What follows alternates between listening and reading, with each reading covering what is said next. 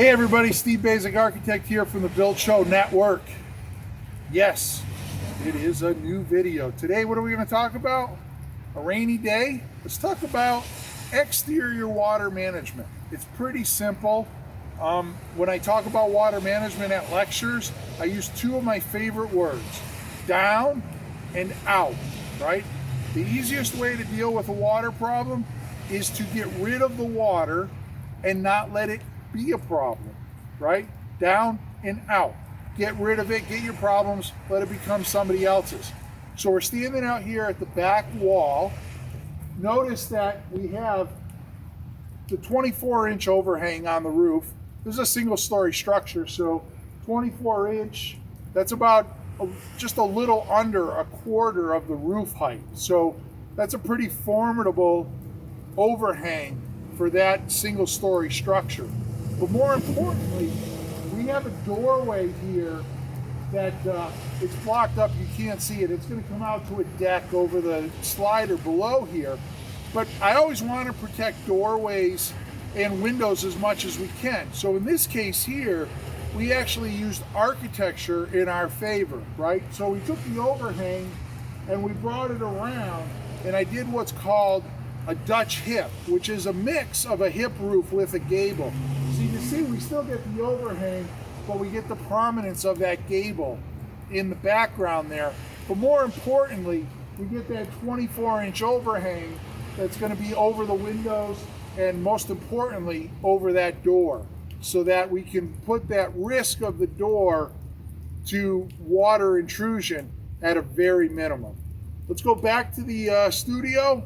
I'll break out some drawings and we'll talk a little further on water management. Hey everybody, welcome back to the studio. Hopefully you enjoyed that little trip out there. GreenLogic's doing a great job. We got the house all framed up, and just so happened that we chose a nice rainy day to talk about water management. And you can see by the video there that those roof overhangs and protection are doing the job that we asked them to do. Anyways, got some good drawings here. Let's break out our friend Big Red and let's hit those drawings. All right, everybody. So here you have it. Broke out the two elevations here. This is the side elevation and that rear elevation. If you remember, standing like right there, looking up at that corner there, that corner and that corner being the same. And remember we talked about that eave line and that eave line being 24-inch overhang there, and how we turn the corner, that came down here, which is that roof there, but we didn't do the gable. A lot of times you'd just see this come out as a gable here, and the rake here would diminish from the 24 inches to maybe something like 10 inches. But we actually return that hip and then push the gable up that hip a little bit to a point there. And so you can see what happened is it creates a roof style that I have come to know it as a Dutch hip. Dutch hip roof there. And basically the Dutch hip roof is just, it's a mixture of that hip roof turns the corner, but then you pop up that gable end there. So you kind of get the best of both roofs. And the more important thing is that when we look at these two elevations, right, all these windows are very well protected up here. And most importantly, that door, the window there. And one of the things to understand about windows, I've done extensive, in a past job, we did some very extensive testing on window flashings and window leakage in general. And the biggest issue with windows is that most of the leakage happens up at the top and in those corners, and then that leakage migrates down. Occasionally you'll get some water shedding that goes down the glass and across the sill and will concentrate here, but you'll see that there's a lot of windows when you take them apart. You'll see that those lower corners there are just saturated and rotted out because of either a leak up here or along the jamb or that water shedding that goes over the corner. But a lot of it is that head. So when you have that roof overhang, draw it here, right? You have that roof overhang, and you have your wall, and the window head is there. You know, we're talking this is 24 inches. And in some past videos, I have talked about, you know, the relationship of the head distance here, we'll call that Y, to X. And, you know, it's my favorite condition is where 2Y equals X, right? So if that's 24 inches, that Y is less than 12 inches, or 12 inches less than or equal to 12 inches. In this case here, I think it's probably around 8. So we're actually at something like 3Y equals X here, which exceeds my kind of rule of thumb condition there. So getting that nice big overhang, so when the rain comes, that head of the window is protected, and, you know, maybe you're going to get a little bit of blow up here of moisture on that window, and it'll come down to the sill. But protecting that head is critical for the security of those windows and the durability, not security in the sense of water management, but the durability there.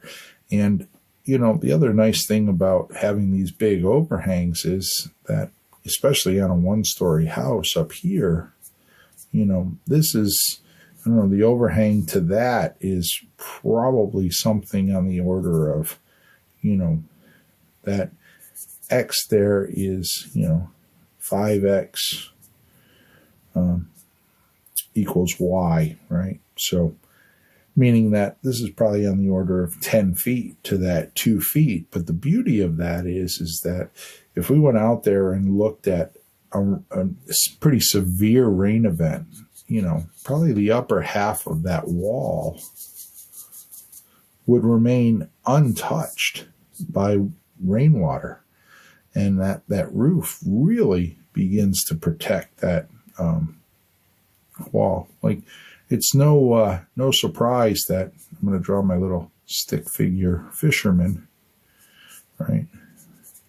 But when you see that fisherman, what do they have? Or what do cowboys have, right? And that nice big brim of a hat,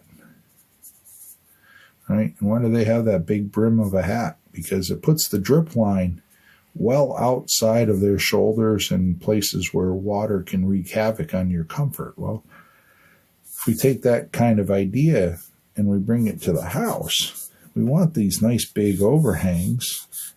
They offer some shading. We can get into that in a later video because I have volumes to speak of on that. But here in water management, you know, keeping water off the shoulders of the house, well, that's imperative to successful water management. And remember, water, number one killer of buildings, right?